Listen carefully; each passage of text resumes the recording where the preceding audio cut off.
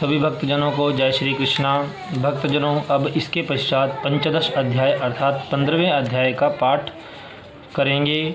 सभी भक्तजनों से प्रार्थना है कि मेरे चैनल को सब्सक्राइब अवश्य करें। अब इसमें श्री भगवान बोले कि ये जो संसार है, ये संसार रूप पीपल का जो वृक्ष है, इस संसार को, पीपल के वृक्ष को भगवान ने क्या कहा है? इसको कहा है ये अविनाशी है, क्योंकि इसमें परमात्मा की सत्ता है। यह अनादि काल से चला आ रहा है, इसी प्रकार चलता रहेगा। इसके मूल में जड़ इसकी क्या है? परमात्मा। और ब्रह्मा क्या है? इसकी शाखाएं। वेद क्या है? इसके पत्ते। किसके? इस संसार के। और इस संसार रूप वृक्ष को जो मनुष्य मूल सहित अर्थात जो इसके मूल में स्थित परमेश्वर को जान लेता है, वह इस तत्व से जानता है, वह वेद के तात्पर्य को जानने वाला है। उस संसार वृक्ष की तीनों गुणों रूप जल के द्वारा बढ़ी हुई एवं विषय भोग कोपलों वाली देव, मनुष्य और तिर्यक आदि योनि रूप शाखाएं नीचे और ऊपर सर्वत्र फैली हुई हैं। इस संसार में तीन गुण हैं, सत्वगुण, रजोगुण, तमोगुण। तीन गुणों रूप जल के द्वारा बढ़ी हुई देव, मनुष्य और तिर्यक आदि योनि रूपी शाखाएं कि तीनों गुणों से तीन प्रकार के पुरुषों की उत्पत्ति हुई है। तीन प्रकार देव, सत्वगुण से देवताओं के, रजोगुण से मनुष्यों की और तमोगुण से तिर्यक आदि योनि रूप जो शाखाएं हैं नीचे और ऊपर फैली हुई हैं। मनुष्य लोक में कर्मों के अनुसार बांधने वाली अहंता, ममता और वासना रूप जड़ें भी नीचे और ऊपर सभी लोकों में व्याप्त है। इस संसार वृक्ष का स्वरूप जैसा कहा वैसा यहाँ विचार काल में नहीं पाया जाता, क्योंकि न तो इसका आदि है न अंत है, तथा इसकी न इसकी अच्छी प्रकार से स्थिति है।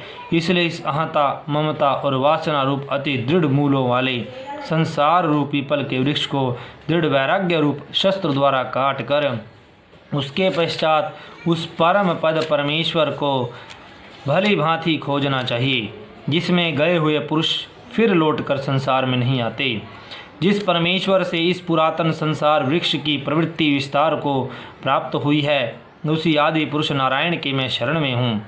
इस प्रकार दृढ़ निश्चय करके उस परमेश्वर का मनन और निधिध्यासन करना चाहिए।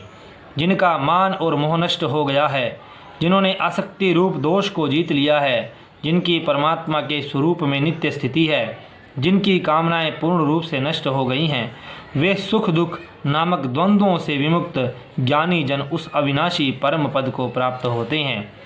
जिस परम पद को प्राप्त होकर मनुष्य लौटकर संसार में नहीं आते, उस स्वयं प्रकाश परम पद को न सूर्य प्रकाशित करता है, न चंद्रमा, न अग्नि ही, वही मेरा परम धाम है।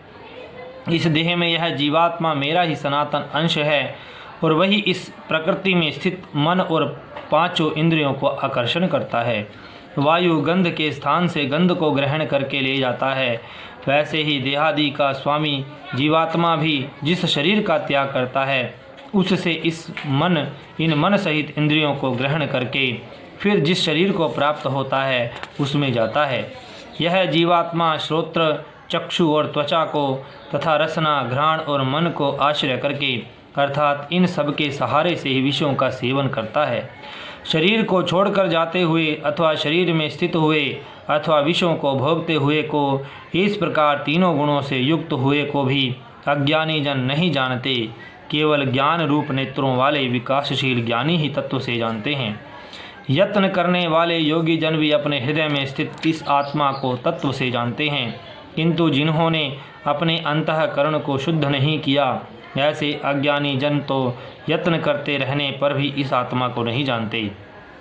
सूर्य में स्थित जो तेज संपूर्ण जगत को प्रकाशित करता है, तथा जो तेज चंद्रमा में है, जो अग्नि में है, उसको तू मेरा ही तेज मान, और मैं ही पृथ्वी में प्रवेश करके अपनी शक्ति से सब भूतों को धारण करता हूँ। रस स्वरूप अर्थात अमृतमय चंद्रमा होकर संपूर्ण औषधियों को अर्थात वनस्पतियों को पुष्ट करता हूँ। मैं ही सब प्राणियों के शरीर में स्थित हो रहने वाला प्राण और अपान से संयुक्त वैश्वानर अग्नि रूप होकर चार प्रकार के अन्न को पचाता हूँ। मैं ही सब प्राणियों के हृदय में अंतर्यामी रूप से स्थित हूँ। मुझसे ही स्मृति, ज्ञान और अपोहन होता है, और सब वेदों द्वारा मैं ही जानने के योग्य हूँ। तथा वेदांत का कर्ता और वेदों को जानने वाला भी मैं ही हूँ। इस संसार में नाशवान और अविनाशी भी ये दो प्रकार के पुरुष हैं। इनमें संपूर्ण भूत प्राणियों के शरीर तो नाशवान और जीवात्मा अविनाशी कही गई है। इन दोनों से उत्तम पुरुष तो अन्य ही है, जो तीनों लोकों में प्रवेश करके सबका धारण पोषण करता है।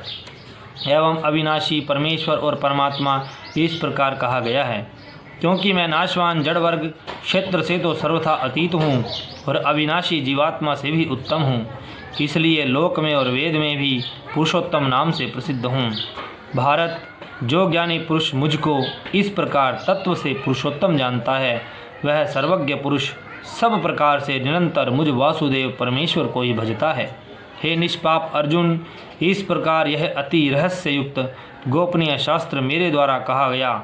इसको तत्व से जानकर मनुष्य ज्ञानवान और कृतार्थ हो जाता है। बोलो कृष्णचंद्र महाराज की जय।